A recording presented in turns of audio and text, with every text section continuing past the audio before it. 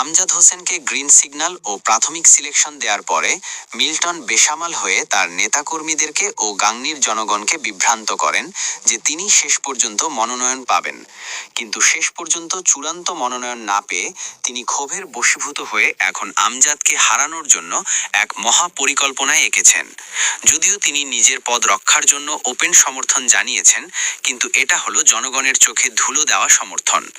আমজাদকে হারানোর সেই পরিকল্পনার প্রথম অংশ হিসাবে তার পোষা চামচা আওয়াল বিশ্বাস রায়পুর ইউনিয়নের সাবেক চেয়ারম্যান কালুর নেতৃত্বে একটি টিম গঠন করেছেন।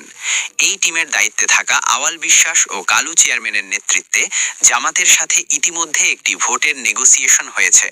যে কোনো মূল্যে আমজাদকে ভোটে হারিয়ে পথের কাঁটা দূর করতে চায় মিল্টন, যেন পরবর্তীতে বিএনপিকে বোঝাতে পারে, আমি এই আসনে 17 বছর ছিলাম, আমার জনপ্রিয়তা বেশি, আমাকে মনোনয়ন না দিয়ে কেন্দ্র ভুল করেছে।